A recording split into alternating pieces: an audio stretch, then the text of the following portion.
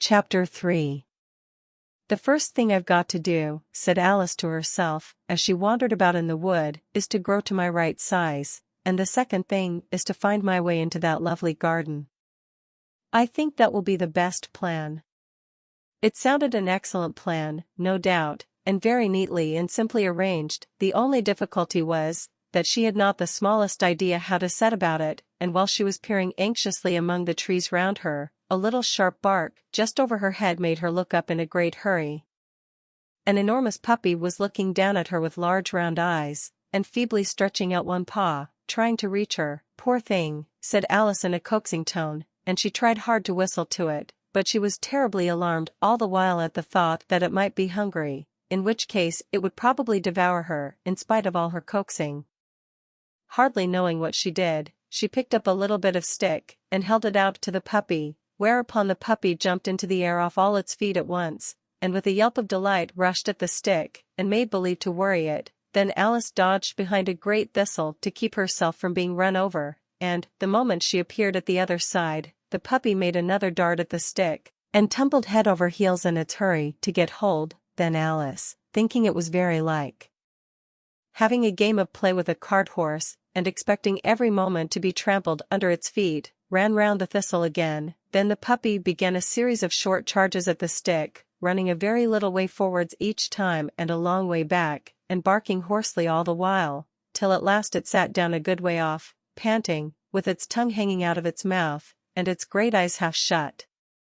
This seemed to Alice a good opportunity for making her escape. She set off at once, and ran till the puppy's bark sounded quite faint in the distance, until she was quite tired and out of breath.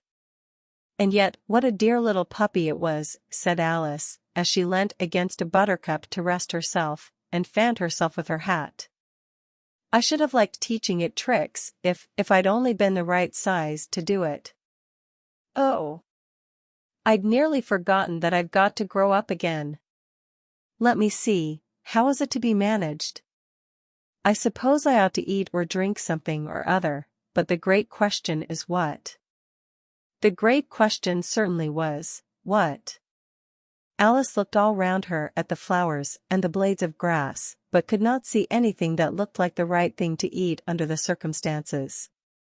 There was a large mushroom near her, about the same height as herself, and when she had looked under it, and on both sides of it, and behind it, it occurred to her to look and see what was on the top of it. She stretched herself up on tiptoe, and peeped over the edge of the mushroom, and her eyes immediately met those of a large blue caterpillar, which was sitting with its arms folded, quietly smoking a long hookah, and taking not the least notice of her or of anything else.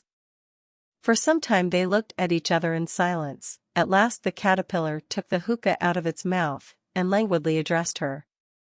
"Who are you?" said the caterpillar. This was not an encouraging opening for a conversation. Alice replied rather shyly, I hardly know, sir, just at present. At least I know who I was when I got up this morning, but I think I must have been changed several times since that." "What do you mean by that?" said the caterpillar. "Explain yourself." "I can't explain myself, I'm afraid, sir," said Alice, "because I'm not myself, you see." "I don't see," said the caterpillar. "I'm afraid I can't put it more clearly," Alice replied very politely, "for I see and understand it myself, and really to be so many different sizes in one day is very confusing." "It isn't," said the caterpillar. "Well, perhaps you haven't found it so yet," said Alice, "but when you have to turn into a chrysalis, you know, and then after that into a butterfly, I should think it'll feel a little queer, don't you think so?" "Not a bit," said the caterpillar. "All I know is," said Alice, "it would feel queer to me." "You," said the caterpillar contemptuously, "who are you?" Which brought them back again to the beginning of the conversation. Alice felt a little irritated at the caterpillar making such very short remarks, and she drew herself up and said very gravely, "I think you ought to tell me who you are, first." "Why?" said the caterpillar. Here was another puzzling question, and as Alice had no reason ready, and the caterpillar seemed to be in a very bad temper, she turned round and walked away.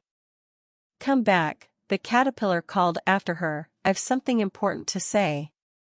This sounded promising. Alice turned and came back again. "Keep your temper," said the caterpillar. "Is that all?" said Alice, swallowing down her anger as well as she could. "No," said the caterpillar.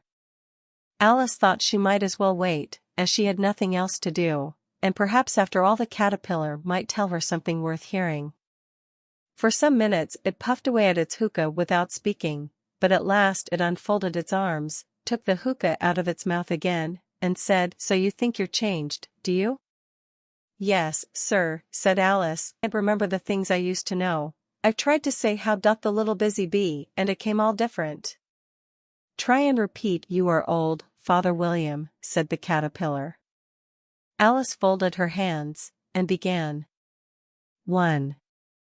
"You are old, Father William," the young man said. "And your hair is exceedingly white. And yet you incessantly stand on your head. Do you think, at your age, it is right?" 2. "In my youth," Father William replied to his son, "I feared it might injure the brain. But now that I'm perfectly sure I have none, why, I do it again and again."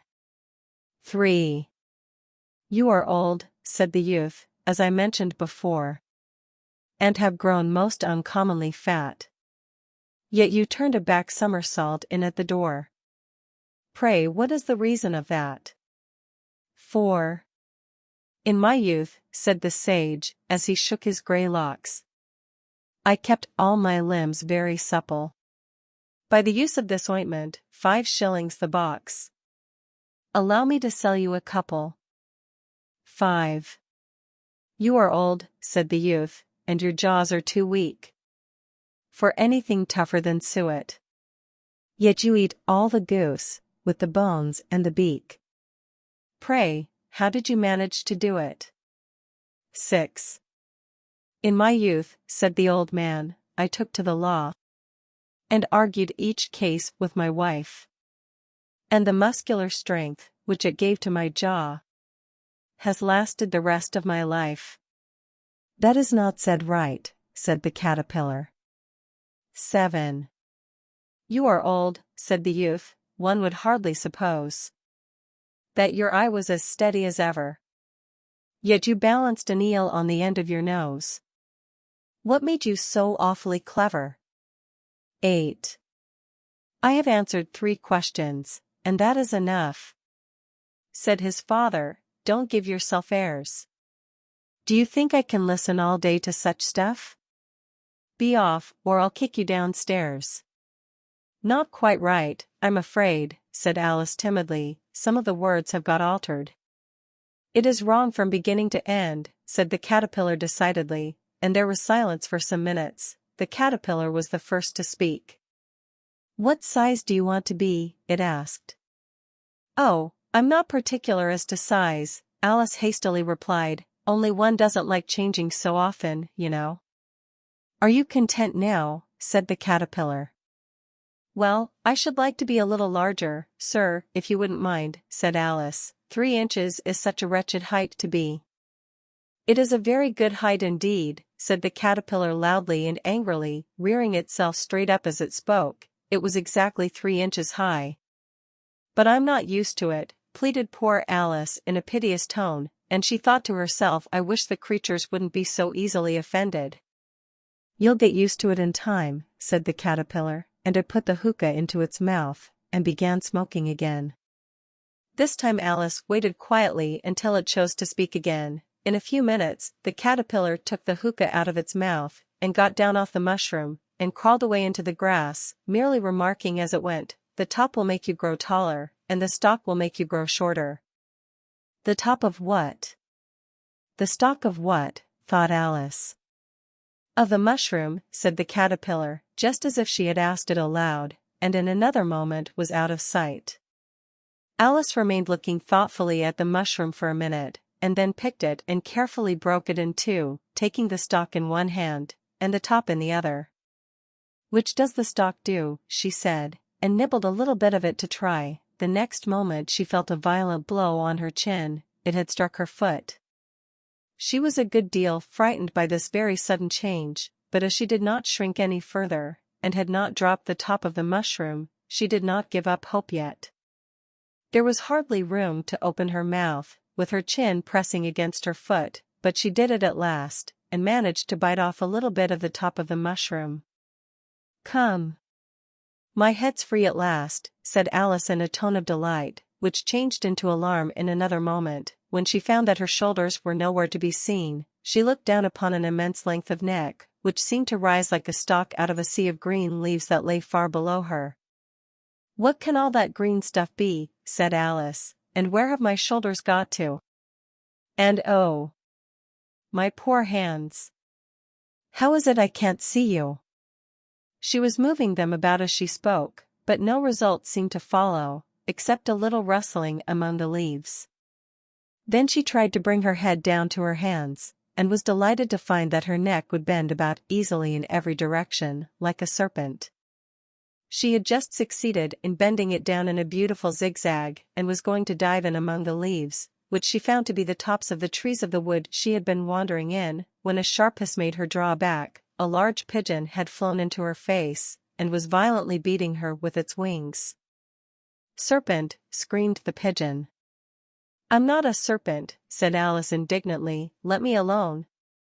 "I've tried every way," the pigeon said desperately, with a kind of sob, "nothing seems to suit 'em." "I haven't the least idea what you mean," said Alice. "I've tried the roots of trees, and I've tried banks, and I've tried hedges," the pigeon went on without attending to her, "but them serpents. There's no pleasing 'em." Alice was more and more puzzled, but she thought there was no use in saying anything till the pigeon had finished. "As if it wasn't trouble enough hatching the eggs," said the pigeon, "without being on the lookout for serpents, day and night. Why, I haven't had a wink of sleep these 3 weeks." "I'm very sorry you've been annoyed," said Alice, beginning to see its meaning. "And just as I'd taken the highest tree in the wood," said the pigeon, raising its voice to a shriek, "and was just thinking I was free of 'em at last, they must needs come down from the sky. Ugh! Serpent!" "But I'm not a serpent," said Alice, I'm a. "Well, what are you?" said the pigeon. "I see you're trying to invent something." I'm a little girl," said Alice, rather doubtfully, as she remembered the number of changes she had gone through. "A likely story indeed," said the pigeon. "I've seen a good many of them in my time, but never one with such a neck as yours." "No, you're a serpent, I know that well enough." "I suppose you'll tell me next that you never tasted an egg." "I have tasted eggs, certainly," said Alice, who was a very truthful child, "but indeed I don't want any of yours. I don't like them raw." "Well, be off, then," said the pigeon, and settled down into its nest again.